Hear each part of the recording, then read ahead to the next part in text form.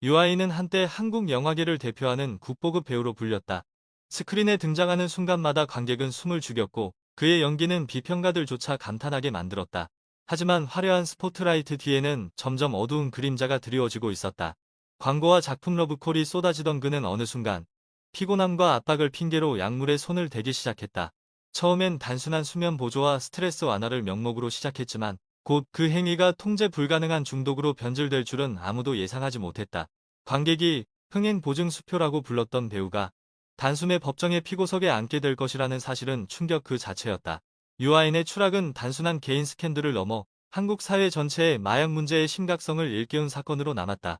유아인의 범행은 단순하지 않았다. 경찰 수사에서 드러난 사실에 따르면 그는 여러 해에 걸쳐 4가지 종류의 마약을 반복적으로 사용했다. 프로포폴은 물론 코카인, 케타민, 대마까지 확인되었다. 특히 프로포폴은 병원 진료 명목으로 지속적으로 투여받았다는 점에서 파장이 컸다. 의료진과 공모했는지 여부가 논란이 되었고 한두 번의 실수가 아닌 계획적이고 지속적인 사용 패턴이 밝혀졌다. 그의 휴대전화와 메시지 기록에서 약물 구매와 사용에 관한 정황이 줄줄이 드러났다. 과거 그가 촬영장에서 지나치게 창백하거나 체력이 급격히 떨어졌던 순간들은 이제 퍼즐 조각처럼 맞춰졌다. 화려한 무대와 카메라 뒤 그는 이미 약물에 잠식되어 있었던 것이다. 경찰은 유아인이 해외 체류 중에도 마약을 사용했다는 의혹을 확인했고 실제로 국외에서 구매와 투약을 시도한 정황까지 확보했다. 이는 단순한 개인적 일탈이 아닌 국제적 범위로까지 확장될 수 있는 심각한 사안이었다. 팬들이 사랑했던 배우의 손에는 더 이상 대본이 아니라 약물이 쥐어져 있었고 그 사실은 대중에게 큰 충격으로 다가왔다. 수사는 치밀하게 진행되었다. 국립과학수사연구원의 정밀 감정에서 그의 모발과 소변 샘플에서 다수의 마약 성분이 검출되었다. 변호인 측은 잦은 치료와 시술 과정에서 불가피하게 약물을 사용했을 뿐이라는 주장을 펼쳤지만 검찰은 증거를 내밀며 정면으로 반박했다. 유아인은 실제로 정규 처방량을 훨씬 초과하는 빈도로 약물을 투여받았으며 그 과정에서 허위 진료 기록이 작성되었다는 점이 드러났다. 경찰은 그의 측근과 의료 관계자들을 불러 조사했고 일부는 배우의 요청을 거절하기 어려웠다며 진술을 남겼다. 언론은 연일 그의 마약 사용 경위를 집중 보도했고 여론은 크게 갈렸다. 팬들 중 일부는 그를 끝까지 지지했지만 다수는 배신감을 감추지 못했다. 국민 배우의 탈을 쓴 중독자라는 자극적인 헤드라인이 쏟아졌다. 또한 수사 과정에서 그가 해외 체류 중 특정 인물들과 접촉하며 마약을 구매한 정황이 포착되자 사건은 더욱 국제적인 관심을 끌었다. 검찰은 해외 공조 수사 가능성까지 언급하며 압박했다. 결국 그의 범죄는 단순한 개인 일탈이 아닌 연예계와 의료계를 동시에 뒤흔드는 중대 사건으로 확대되었다. 재판은 사회적 이목을 집중시켰다. 검찰은 반복적이고 계획적인 투약 사실, 그리고 의료 시스템을 악용한 점을 강조하며 실형을 구형했다. 변호인 측은 피고인이 이미 사회적으로 큰 타격을 입었으며 반성과 재활 의지가 강하다는 점을 호소했다. 법원은 최종적으로 징역 1년의 집행유예 2년을 선고했다. 또한 일정 기간 동안 보호 관찰과 치료 프로그램 이수를 명령했다. 판결이 내려지자 법정 안팎은 술렁였다. 실형을 피한 데 대한 논란과 함께 그가 다시 대중 앞에 설 수 있을지에 대한 회의가 이어졌다. 광고와 작품 계약은 이미 모두 해지되었고 제작사들은 수십억 원의 손해를 감수해야 했다. 이 사건은 단순히 한 배우의 추락으로 끝나지 않았다. 연예계 전반에 걸쳐 마약 클린 캠페인이 확산되었고 정부는 연예인과 의료계 간의 유착을 점검하기 시작했다. 한때 국보급 배우라 불리던 그는 이제 사회가 주목하는 반면교사가 되었고 그 이름은 영광과 오명을 동시에 떠올리게 만드는 상징으로 남았다. 박유천은 한때 아시아 전역을 흔든 아이돌 스타였다. TVXQ 시절 그는 팬덤의 절대적 지지를 받으며 무대 위에서 황제처럼 빛났다.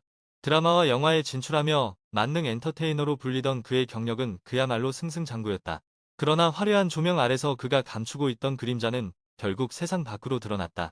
마약이라는 금단의 유혹이 그의 삶을 집어삼키면서 스타의 영광은 하루아침에 무너져 내렸다. 특히 그가 마약 혐의를 전면 부인하며 눈물의 기자회견까지 열었다가 곧바로 검찰 조사에서 양성 반응이 나오자 대중의 충격과 배신감은 극에 달했다. 국민 첫사랑이라 불리던 남자가 단숨에 거짓말쟁이 마약 사범으로 추락한 순간이었다. 범행의 실체는 충격적이었다. 2019년 박유천은 지인인 남양유업 창업주의 외손녀 황하나와 함께 마약을 투약했다는 혐의를 받았다. 특히 그가 사용한 마약은 메스암페타민, 소위 필로폰으로 알려진 강력한 중독성 약물이었으며 단순 사용이 아니라 반복적 투약 정황까지 드러났다. 수사 과정에서 밝혀진 바에 따르면 그는 황하나와 함께 호텔, 자택 등 여러 장소에서 마약을 사용했고 직접 구매에 관여했다는 의혹도 제기되었다. 박유천은 초반에 모든 혐의를 전면 부인하며 눈물까지 흘리며 결백을 주장했지만 경찰이 그의 신체를 대상으로 한 국립과학수사연구원 정밀 감정 결과에서 마약 양성 반응이 확인되었다. 이미 언론은 그의 눈물 회견을 대대적으로 보도한 상태였기에 그 거짓이 드러났을 때의 충격파는 상상을 초월했다. 단순히 연예인의 일탈이 아니라 팬과 대중을 기만한 대표적 사건으로 회자되었다. 수사 과정은 치밀하고 빠르게 전개되었다. 경찰은 황하나의 진술과 확보된 증거를 바탕으로 박유천을 추적했다. 그가 사용한 마약의 흔적은 모발과 소변 검사에서 모두 검출되었고 휴대전화 내역과 CCTV 영상 또한 결정적 단서가 되었다. 수사관들은 호텔 CCTV에서 두 사람이 출입하는 장면을 확보했고 계좌 추적을 통해 마약 거래 정황을 밝혀냈다. 박유천 측 변호인은 마약을 한 적이 없으며 결백하다는 기존 입장을 고수했지만 검찰은 과학적 증거와 목격자 진술을 내세우며 방어 논리를 무너뜨렸다. 특히 황하나는 조사 과정에서 박유천이 마약을 함께 투약했다고 구체적으로 증언했고 이는 사건의 흐름을 돌이킬 수 없게 만들었다. 여론은 급속도로 악화되었고 팬덤 내에서도 그를 지지하는 목소리는 거의 사라졌다. 오히려 눈물로 대중을 속인 전례 없는 배신이라는 평가가 이어졌다. 연예계 전반에도 여파가 미쳤다. 그의 출연작은 줄줄이 방송과 상영이 중단되었고 광고주들은 손해배상 소송을 준비했다. 경찰은 그의 추가 투약 여부와 공급 경로까지 추적하며 사건을 확대했고 결국 박유천은 피의자 신분으로 구속 수사를 받게 되었다. 재판은 세간의 관심 속에 진행되었다. 검찰은 그의 반복적 투약, 구매 정황, 그리고 사건 초기에 대중을 속인 점을 들어 실형을 구형했다. 반면 변호인 측은 피고인이 이미 연예계에서 사실상 퇴출당했으며 반성과 재활 의지가 강하다는 점을 강조했다. 법원은 최종적으로 징역 10개월의 집행유예 2년을 선고했다. 또한 보호 관찰과 치료 강의를 병행하도록 명령했다.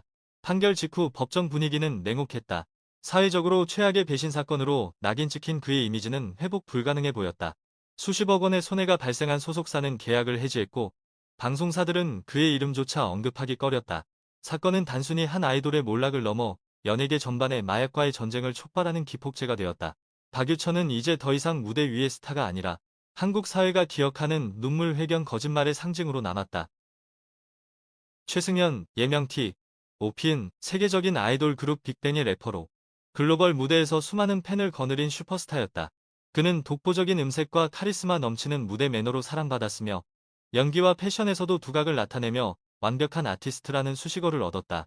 그러나 2017년 그의 이름은 전혀 다른 맥락에서 헤드라인을 장식하게 된다. 국방의 의무를 수행하던 군 복무 중 대마초를 흡연한 사실이 드러났기 때문이다. 특히 그는 이미 사회적 모범을 보여야 할 위치에 있던 톱스타였기에 사건은 단순한 일탈을 넘어 사회적 충격으로 이어졌다. 세계가 주목한 스타가 하루아침에 마약 사범으로 낙인 찍히는 장면은 팬들에게 믿기 힘든 배신감을 안겼다. 범행의 실체는 은밀하게 진행되었다. 2016년 최승연은 서울 용산구 자택에서 연습생 출신 여성과 함께 대마초를 피운 것으로 밝혀졌다. 당시 그는 군 복무를 앞두고 있었고 소속사와의 약속 및 팬들의 기대 속에 스스로를 절제해야 할 위치에 있었다. 그러나 그는 개인적 스트레스와 불안감을 이유로 대마초에 손을 댔다. 흡연 방식은 전자담배 기기를 이용하거나 직접 말아 피우는 형태였으며 적어도 4차례 이상 투약한 정황이 드러났다. 특히 군 입대 직전에도 대마를 흡연했다는 사실은 국민적 공분을 샀다. 연습생 여성은 경찰 조사에서 최승연과의 흡연 사실을 구체적으로 진술했고 이 진술은 수사에 불을 붙였다. 그의 자택에서 발견된 흡연 도구와 사용 흔적은 결정적 증거로 작용했다. 무대 위에서 카리스마 넘치던 래퍼의 뒷모습은 결국 중독과 일탈이라는 어두운 실체와 마주하게 된 것이다. 수사는 철저하고 신속하게 이루어졌다. 경찰은 제보와 여성 연습생의 진술을 토대로 최승연을 소환했고 그의 모발과 소변을 국립과학수사연구원에 의뢰했다. 초기 조사에서 그는 혐의를 전면 부인했으나 정밀 검사 결과 일부에서 대마 성분이 검출되었다. 또한 경찰은 그의 휴대전화 기록과 메신저 대화 내용을 확보해 대마 구매 및 사용 정황을 구체적으로 드러냈다. 특히 연습생 여성은 최승연이 먼저 대마 흡연을 권유했다는 진술을 남겼고 이는 사건에 무게를 더했다. 수사가 진행되던 중 그는 군 복무 중 의식을 잃고 병원으로 이송되는 일이 발생했다. 당시 약물 과다 복용으로 인한 응급 상황이라는 보도가 나오면서 대중의 충격은 배가 되었다. 병상에 누워 의식을 잃은 채 발견된 슈퍼스타의 모습은 그동안 철옹성 같았던 이미지가 산산조각 났음을 보여주었다. 여론은 차갑게 돌아섰고 군 복무 중 나라를 지켜야 할 위치에서 오히려 불법 약물을 즐겼다는 비판이 쏟아졌다. 재판은 사회적 관심 속에 열렸다. 검찰은 그가 최소 4차례 이상 대마를 흡연했으며 군 복무 중 범행이 드러났다는 점을 중대하게 다뤘다. 변호인 측은 피고인이 깊이 반성하고 있으며 사회적으로도 이미 큰 타격을 입었다고 주장했다. 법원은 최종적으로 징역 10개월의 집행유예 2년을 선고했다. 이는 실형을 면했지만 스타로서의 명예는 이미 회복 불가능할 정도로 손상된 상태였다. 사건 이후 그는 군 복무에서 제외되었고 연예계 활동은 장기간 중단되었다. 수많은 광고 계약이 취소되고 팬덤 내에서도 그를 향한 지지와 비난이 극명히 갈렸다. TOP 사건은 한국 연예계에서 마약 문제의 심각성을 다시금 각인시켰으며 글로벌 스타조차 법과 사회적 도덕의 심판을 피할 수 없음을 보여주는 사례로 기록되었다. 김한빈, 예명비. 아이는 한때 K-팝의 미래라 불리던 인물이었다. 아이콘의 리더이자 작곡, 프로듀싱까지도 맡으며 천재 프로듀서라는 별명을 얻은 그는 YG 엔터테인먼트의 차세대 주자로 손꼽혔다. 수많은 히트곡을 만들어내고 팬들에게는 책임감 강한 리더로 기억되었다. 하지만 2019년 그의 이름은 전혀 다른 맥락에서 세상에 알려졌다. 마약 투약 의혹이 제기되며 그의 화려한 경력은 하루아침에 추락의 길로 들어섰다. 특히 YG 소속 아티스트라는 점, 그리고 그가 과거 롤모델처럼 불리던 이미지였다는 점에서 충격은 더 컸다. 대중은 믿기 힘든 배신감과 함께 아이돌 산업 전반에 대한 불신으로 눈을 돌리게 되었다. 범행의 발단은 2016년으로 거슬러 올라간다. 당시 그는 지인을 통해 LSD와 대마초를 구입하려 했던 정황이 드러났다. 경찰이 확보한 카카오톡 대화방에서 그는 구체적으로 강한 것, 환각 효과가 확실한 것을 구해달라는 취지의 메시지를 남겼다. 이 대화는 훗날 언론을 통해 공개되며 세간을 뒤흔들었다. 단순한 호기심 수준을 넘어 적극적으로 마약 구매를 시도하는 모습이었기 때문이다. 그는 실제로 LSD를 소량 구매했고 대마 역시 투약한 정황이 포착되었다. 당시에 함께 있던 지인은 경찰 조사에서 BI가 여러 차례 마약을 사용했다고 진술했으며 이는 사건의 결정적 실마리가 되었다. 한때 팬들에게 책임감 강한 리더로 보였던 청년이 사적으로는 마약을 찾고 있었다는 사실은 충격적이었다. YG 소속 아티스트라는 상징성 또한 사건의 파장을 크게 만들었다. 세계로 뻗어가는 K-팝의 얼굴 중 한 명이 마약에 연루되었다는 사실은 국제적 뉴스로도 번졌다. 수사는 복잡하게 전개되었다. 2016년 이미 해당 사건에 대한 진술이 경찰에 접수되었지만 당시에는 제대로 수사되지 않았다. 이후 2019년 국민권익위원회에 제보가 들어오면서 사건이 재점화되었다. 경찰은 과거 수사가 부실했음을 인정했고 검찰은 사건을 재조사하기 시작했다. 이 과정에서 YG 엔터테인먼트가 개입해 수사 무마를 시도했다는 의혹까지 제기되었다. 특히 양현석 전 대표가 당시 참고인에게 회유와 협박을 했다는 진술이 나오면서 사건은 단순히 아이돌 개인의 일탈을 넘어 연예 산업 권력 구조의 문제로 확산되었다. I는 처음에는 혐의를 전면 부인했으나 증거와 진술이 이어지자 일부 사용 사실을 인정했다. 경찰은 그의 모발과 소변을 정밀 감정했지만 시간이 오래 지나 불검출로 나왔다. 그러나 카카오톡 대화 기록과 참고인 진술은 강력한 증거였다. 팬덤과 대중은 양극단으로 갈라졌다. 일부는 이미 지난 일이고 청춘의 실수라며 옹호했지만 다수는 거짓말로 일관하다가 들통났다며 비판을 멈추지 않았다. 언론은 매일같이 그의 이름을 헤드라인에 올렸고 YG 내부 비리 의혹과 결합해 대형 스캔들로 번졌다. 재판은 사회적 관심 속에서 진행되었다. 검찰은 그가 LSD와 대마를 반복적으로 사용한 정황을 근거로 징역형을 구형했다. 변호인 측은 피고인이 이미 그룹에서 탈퇴해 사회적으로 막대한 불이익을 받았으며 깊이 반성하고 있다는 점을 강조했다. 법원은 최종적으로 징역 3년에 집행유예 4년을 선고했고 사회봉사 80시간과 약물치료 강의 수강을 명령했다. 이는 실형을 면한 판결이었지만 아이콘의 리더였던 그의 이미지는 회복하기 어려웠다. 사건 이후 그는 그룹에서 탈퇴하고 오랜 자숙에 들어갔으며 소속사 역시 큰 타격을 입었다. 그러나 시간이 흐른 뒤 그는 솔로 활동을 재개하며 음악 활동을 이어갔고 일부 팬들의 지지를 다시 얻고 있다. 하지만 마약 아이돌이라는 꼬리표는 여전히 따라다니고 있다. 이 사건은 한국 연예계의 마약 문제가 얼마나 심각한지를 보여준 대표적 사례이자 권력과 자본이 수사 과정에 어떻게 개입할 수 있는지를 드러낸 사건으로 남았다. 주지훈은 한때 군궁을 통해 아시아 전역에서 폭발적인 인기를 얻은 청춘 스타였다. 잘생긴 외모와 부드러운 카리스마, 그리고 독보적인 연기력으로 그는 곧바로 한류 배우 반열에 올랐다. 각종 드라마와 영화에서 주연을 꿰차며 차세대 톱스타로 주목받았고 광고계에서도 러브콜이 쏟아졌다. 하지만 2009년 그의 이름은 스포트라이트가 아닌 범죄 수사 보도에서 등장했다. 바로 엑스터시와 케타민을 포함한 마약 투약 혐의였다. 단숨에 모범 배우에서 마약 사범으로 추락한 그의 모습은 팬들에게 깊은 상처를 남겼고 대중에게는 한국 연예계가 안고 있는 어두운 그림자를 보여주는 계기가 되었다. 범행의 경위는 충격적이었다. 주지훈은 2008년에서 2009년 사이 지인과 함께 클럽과 자택 등지에서 엑스터시와 케타민을 투약한 혐의를 받았다. 경찰 조사에 따르면 그는 최소 2차례 이상 마약을 복용한 것으로 드러났다. 당시 그는 한창 배우로서의 입지를 다져가던 시기였고 차기작에 대한 기대도 컸던 만큼 파장은 더욱 거셌다. 마약을 공급한 인물은 일본 국적의 여성으로 그녀는 국내 연예인과 모델들에게 대규모로 마약을 유통한 혐의로 체포되었다. 이 과정에서 주지훈의 이름이 거론되었고 경찰은 즉각 그를 피의자로 전환했다. 사건이 공개되자 언론은 차세대 스타의 몰락이라는 자극적인 제목을 달며 집중 보도했다. 그의 팬들은 충격에 휩싸였고 일부는 사실이 아니길 바라며 끝까지 그를 믿었으나 결국 투약 정황이 구체적으로 드러나면서 믿음은 산산조각이 났다. 수사는 빠르고도 집요하게 진행되었다. 경찰은 마약 공급책을 체포한 뒤 확보한 통화 내역과 금융 기록을 통해 연루된 연예인 명단을 수집했다. 이 명단 안에서 주지훈의 이름이 확인되었고 그는 소환 조사를 받게 되었다. 초기 진술에서 그는 혐의를 일부 인정했으며 2차례에 걸쳐 마약을 사용한 사실을 시인했다. 국립과학수사연구원의 검사 결과에서도 관련 성분이 검출되어 그의 진술은 사실로 입증되었다. 수사 과정에서 드러난 사실 중 충격적인 부분은 단순 호기심이 아니라 지인들과 함께 의도적으로 파티를 즐기며 투약했다는 점이었다. 이는 사회적으로 큰 비난을 불러왔고 그의 연예 활동은 사실상 중단될 수밖에 없었다.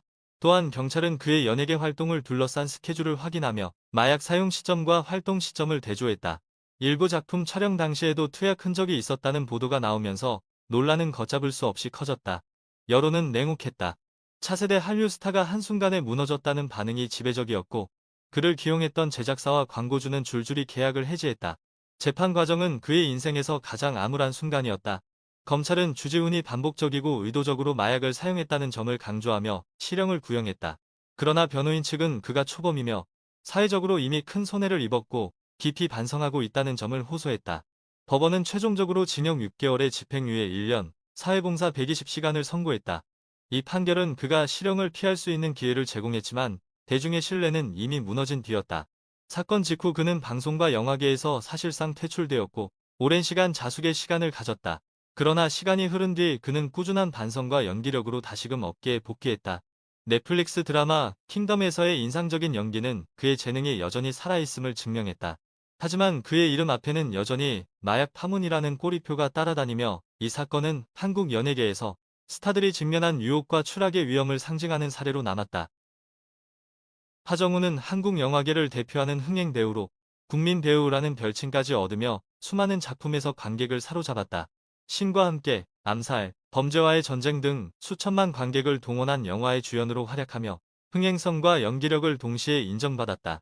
그는 충무로에 신뢰할 수 있는 배우, 그리고 후배들에게 귀감이 되는 인물로 자리매김했다. 그러나 2020년 그의 이름은 전혀 예상치 못한 사건으로 세상에 알려졌다. 바로 의료시술 과정에서 프로포폴을 상습적으로 투약했다는 혐의였다. 대중은 충격에 휩싸였다. 단순히 영화 속 범죄자가 아니라 실제로 법의 심판대에 오르게 된 그의 모습은 아이러니하게 다가왔고 국민 배우조차 마약의 유혹을 피하지 못했다는 비판이 이어졌다. 범행의 실체는 병원을 통한 은밀한 방식으로 진행되었다. 하정우는 2019년 서울 강남의 한 성형외과에서 피부치료와 미용 시술을 받으면서 마취 목적을 넘어선 횟수와 용량으로 프로포폴을 투약받았다. 프로포폴은 원래 전신 마취에 사용되는 전문 의약품으로 반복적으로 맞을 경우 강한 의존성을 일으킨다. 그는 여러 차례에 걸쳐 자신의 이름이 아닌 지인의 인적사항을 빌려 진료 기록을 남기도록 했고 이를 통해 투약 사실을 은폐하려 했다. 실제로 병원 차트에는 다른 사람의 이름으로 예약이 잡혀 있었으며 약물이 투약된 기록 역시 허위로 작성되었다. 검찰 조사에 따르면 그는 최소 10회 이상 프로포폴을 과잉 투약받았고 단순히 치료 목적이라고 보기 어려운 수준이었다. 병원 관계자들은 그의 지시로 서류를 조작했다고 진술했고 이 과정은 치밀하게 계획된 은폐 행위로 드러났다. 대중은 그가 단순한 환자가 아니라 적극적으로 제도를 악용한 연예인으로 비쳤다. 수사 과정은 철저히 이루어졌다. 검찰은 국립과학수사연구원의 분석 결과와 병원의 진료 기록을 대조하며 수사에 착수했다. 특히 동일한 병원에서 반복적으로 같은 환자가 아닌 이름으로 프로포폴을 처방받은 정황은 명백한 위법 행위였다. 수사팀은 병원 관계자들을 소환해 조사했고 이들이 하정우의 지시였다는 진술을 확보하면서 사건은 일사천리로 진행되었다. 또한 하정우의 휴대전화 문자 기록과 메신저 대화에서 예약 내역과 투약 일정을 조율한 흔적이 발견되었고 이는 결정적 증거로 작용했다. 변호인 측은 초반에 피부 치료와 흉터 치료 목적이라고 주장했으나 검찰은 의료 목적을 넘어선 빈도와 허위 차트 작성 사실을 들어 반박했다. 여론은 갈라졌다. 일부는 배우라는 직업 특성상 외모 관리와 치료가 필요했을 것이라며 옹호했지만 다수는 국민 배우라면 더 신중해야 했다며 비판했다. 언론은 연일 그와 관련된 보도를 쏟아냈고 충무로 톱배우의 치명적 오점이라는 평가가 따라붙었다. 수사 막바지에는 해외 체류 기록과 병원 출입 내역까지 대조되며 그의 투약이 단발성이 아닌 체계적 행위임이 드러났다. 재판은 뜨거운 사회적 관심 속에 진행되었다. 검찰은 그가 수차례에 걸쳐 프로포폴을 상습 투약했고 이를 은폐하기 위해 타인의 명의를 도용한 점을 강조하며 징역형을 구형했다. 그러나 변호인 측은 피고인이 초범이며 의료 목적이 일부 존재했고 사회적으로도 큰 타격을 입었다는 점을 호소했다. 법원은 최종적으로 벌금 3천만 원을 선고했다. 실형은 피했지만 마약류 관리법 위반이라는 꼬리표는 씻을 수 없게 되었다. 판결 이후 광고와 일부 작품은 계약이 취소되거나 연기되었고 그의 이미지는 한순간에 무너졌다. 그러나 연기력과 흥행 파워 덕분에 그는 시간이 흐르며 다시 영화계에 복귀했지만 여전히 과거의 그림자는 완전히 지워지지 않았다. 하정우 사건은 한국 사회의 마약은 지위와 성공을 가리지 않는다는 교훈을 남겼으며 연예계 전반에 경각심을 불러일으킨 사건으로 기록되었다. 박시연은 한때 대한민국 드라마계를 대표하는 여배우였다. 광고 모델로 출발해 세련된 이미지와 안정된 연기로 단숨에 스타덤에 올랐고 커피하우스, 돈의 화신 등 인기작에 출연하며 대중적 사랑을 받았다. 청순한 외모와 카리스마 있는 연기 사이를 오가는 그의 모습은 팬들에게 큰 호응을 얻었고 방송사와 광고계 모두가 선호하는 인물이 되었다. 그러나 2013년 그의 이름은 스포트라이트가 아닌 범죄 기사에 등장했다. 프로포폴 불법 투약 혐의로 검찰 수사를 받게 된 것이다. 국민 여배우라 불리던 인물이 마약 범죄자로 낙인 찍히는 순간 대중은 충격과 배신감을 느꼈다.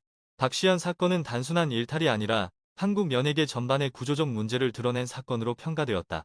범행의 실체는 병원을 통한 반복적 투약이었다. 프로포폴은 본래 수술이나 시술 과정에서 전신 마취 목적으로 사용되는 약물이지만 환각과 중독성이 있어 관리가 엄격하다. 검찰 수사 결과 박시연은 서울 강남의 한 병원에서 피부 미용 및 치료 명목으로 수십 차례에 걸쳐 프로포폴을 상습적으로 맞았다. 그는 단순한 치료 목적이라고 주장했지만 실제 투약 빈도와 용량은 의료 목적을 크게 벗어난 수준이었다. 특히 병원 차트에는 허위로 기록된 부분이 다수 발견되었고 이는 고의적 은폐의 정황으로 해석되었다. 언론 보도에 따르면 그는 다른 연예인들과 함께 동일한 병원을 이용하며 프로포폴을 맞았고 의료진은 유명인의 요구를 거절하지 못해 과잉 투약을 진행했다. 이 같은 행위는 단순히 한 배우의 문제가 아니라 연예인과 의료계 사이의 불법적 유착 구조를 드러낸 사례였다. 팬들에게 세련된 여배우로 기억되던 그의 이름은 순식간에 마약 스캔들과 나란히 언급되기 시작했다. 수사 과정은 치밀하게 진행되었다. 검찰은 병원의 진료 기록을 압수수색하며 의혹을 본격적으로 추적했다. 그 결과 동일한 인물이 짧은 기간 내에 반복적으로 프로포폴을 투약받은 정황이 수십 건 확인되었다. 박시연은 소환 조사를 받았고 초기에는 치료 목적이었다고 주장했다. 그러나 병원 관계자들의 진술과 허위 차트 기록, 약물 사용량이 일치하면서 그의 주장은 설득력을 잃었다. 국립과학수사연구원의 감정 결과 또한 반복 투약 사실을 뒷받침했다. 검찰은 사건의 성격을 단순 개인 일탈이 아니라 유명인 특혜와 의료계의 구조적 문제로 규정했다. 언론은 연일 그의 이름을 헤드라인에 올리며 사건을 대서특필했다. 여론은 냉혹했다. 일부 팬들은 그를 끝까지 지지했지만 다수는 국민 여배우의 가면을 쓴 마약 사범이라며 비판했다. 연예계는 발칵 뒤집혔다. 광고주들은 즉시 계약을 해지했고 예정된 드라마 출연도 취소되었다. 그가 쌓아올린 이미지는 순식간에 붕괴되었다. 재판은 사회적 파장이 큰 만큼 관심을 모았다. 검찰은 피고인이 반복적으로 프로포폴을 투약했으며 의료 시스템을 악용해 불법을 은폐했다고 강조했다. 이에 따라 실형에 준하는 형량을 요구했다. 변호인 측은 박시연이 초범이며 일부는 실제 치료 목적이 있었고 사건 이후 깊이 반성하고 있다는 점을 호소했다. 법원은 최종적으로 징역 8개월의 집행유예 2년을 선고했다. 또한 사회봉사와 약물치료 프로그램 이수를 명령했다. 판결은 실형을 피할 기회를 주었지만 배우로서의 명성과 신뢰는 이미 회복 불가능한 수준으로 무너졌다. 판결 이후 방송계는 그의 복귀를 사실상 차단했고 그는 오랜 자숙의 시간을 보낼 수밖에 없었다. 박시연 사건은 단순히 한 여배우의 몰락이 아니라 한국 사회 전반의 마약 문제의 심각성을 환기시키는 계기가 되었으며 대중은 이 사건을 통해 스타라에도 법 앞에서는 예외가 없다는 냉혹한 교훈을 다시금 확인했다. 돈 스파이크, 본명 김민수는 한국 대중음악계에서 실력파 작곡가이자 프로듀서로 이름을 알렸다. 수많은 가수의 히트곡을 만들어내며 방송에도 활발히 출연했고 대중에게는 재치 있는 예능인이자 음악 천재로 인식되었다. 특히 그는 남다른 입담과 독창적인 음악 스타일로 사랑받았으며 음악 프로그램에서는 후배들을 이끄는 든든한 선배로 자리매김했다. 그러나 2022년 그의 이름은 충격적인 범죄 뉴스로 뒤덮였다. 바로 필로폰 대량 구매 및 투약 혐의로 체포된 것이다. 많은 사람들에게 친근하고 유쾌한 이미지로 각인되었던 그의 실체는 사실 수천 명이 동시에 투약할 수 있을 정도의 마약을 소지한 중범죄자였다. 이 사건은 음악계뿐 아니라 사회 전체에 커다란 충격을 안겼다. 범행의 구체적인 내용은 상상을 초월했다. 경찰은 그가 2021년부터 2022년 사이 여러 경로를 통해 필로폰을 수차례에 걸쳐 구입했으며 실제로 투약까지 했다는 사실을 밝혀냈다. 그의 소지품과 거주지에서는 무려 30지에 달하는 필로폰이 압수되었는데 이는 일반 성인 1만 회분 이상 투약 가능한 어마어마한 양이었다. 단순한 개인적 일탈 수준이 아니라 유통이나 판매와 연루되었을 가능성까지 의심케 했다. 실제로 그는 지인들과의 모임 자리에서 마약을 함께 사용했고 일부는 직접 투약을 권유한 정황도 드러났다. 연예계 인맥과의 연루 여부가 수사 과정에서 큰 관심을 끌었고 대중은 그가 오랫동안 예능 무대에서 보여주던 유쾌한 모습이 사실은 어둠을 감추기 위한 가면이었음을 깨닫고 배신감을 느꼈다. 그의 범행은 단순한 호기심이 아니라 반복적이고 조직적인 양상을 띠고 있었으며 이는 사건의 심각성을 한층 키웠다. 수사 과정은 전격적으로 이루어졌다. 경찰은 제보를 바탕으로 잠복 수사를 진행했고 서울 강남 일대에서 그가 마약을 사용한다는 정황을 포착했다. 이후 마약류 관리법 위반 혐의로 긴급 체포된 그는 곧바로 자택 압수수색을 당했고 이때 대량의 필로폰이 발견되었다. 국립과학수사연구원 감정 결과 그의 모발과 소변에서 마약 성분이 검출되었고 투약 사실이 명백히 입증되었다. 경찰은 추가로 그의 금융 기록과 통화 내역을 추적해 반복적인 마약 구매 정황을 밝혀냈다. 조사 과정에서 그는 초기에 혐의를 일부 부인하려 했으나 압도적인 증거 앞에서 결국 사용 사실을 인정했다. 여론은 그를 마약 중독자가 아닌 잠재적 유통책으로 규정하며 분노했다. 음악가의 탈을 쓴 범죄자라는 언론의 헤드라인은 사회적 충격을 반영했다. 또한 수사 결과 그가 연예계 지인들과 함께 투약한 정황이 드러나면서 혹시 또 다른 연예인이 연루된 것은 아닌지 의혹이 증폭되었다. 경찰은 그의 주변 인물들까지 수사망에 올렸지만 추가 연루자는 밝혀지지 않았다. 그럼에도 불구하고 돈 스파이크 사건은 연예계 전반을 마약 스캔들 의혹으로 몰아넣었고 연예계 마약 카르텔이라는 불명예스러운 단어까지 등장하게 만들었다. 재판은 사회적 파장을 고려해 엄중하게 진행되었다. 검찰은 피고인이 단순 투약을 넘어 대량의 필로폰을 소지하고 있었다는 점을 들어 실형을 구형했다. 방대한 양의 마약은 사회에 끼칠 수 있는 잠재적 위험이 크다고 강조했다. 변호인 측은 피고인이 이미 모든 혐의를 인정하고 있으며 재활 의지가 강하고 초범이라는 점을 감안해 선처를 호소했다. 그러나 법원은 범죄의 중대성을 간과할 수 없다고 판단했다. 결국 그는 징역 3년의 집행유예 없이 실형을 선고받았고 교도소에 수감되었다. 판결 직후 대중의 반응은 싸늘했다. 이제는 다시는 무대에 설 수 없다는 여론이 지배적이었으며 음악계도 사실상 그의 퇴출을 기정사실로 받아들였다. 사건은 단순히 한 뮤지션의 몰락으로 끝나지 않았다. 돈 스파이크 사건은 한국 사회의 마약의 심각성과 유통 구조의 위험성을 다시금 각인시켰으며 연예계 역시 더 이상 안전지대가 아님을 보여주는 사례로 남았다. 화려한 스포트라이트 뒤에서 추락한 8명의 스타는 모두 한때는 국민적 사랑을 받던 배우이자 아이돌, 그리고 음악인이었다. 유아인, 박유천, T.O.P.B.I, 주지훈, 하정우, 박시연, 돈 스파이크. 그들의 공통점은 정상의 자리에 서 있었지만 마약이라는 유혹 앞에서 결국 무너졌다는 사실이다. 이 사건들은 단순한 개인의 일탈이 아니라 한국 사회 전체에 마약 문제의 심각성을 알린 경고였다. 화려한 무대와 수많은 팬들의 환호 속에서도 한순간의 잘못된 선택이 인생과 경력을 송두리째 바꿔버릴 수 있다는 교훈을 남겼다. 여러분은 이 중에서 가장 충격적인 사건이 누구였다고 생각하시나요? 댓글로 의견을 남겨주세요. 이 영상이 도움이 되셨다면 좋아요와 구독 부탁드립니다.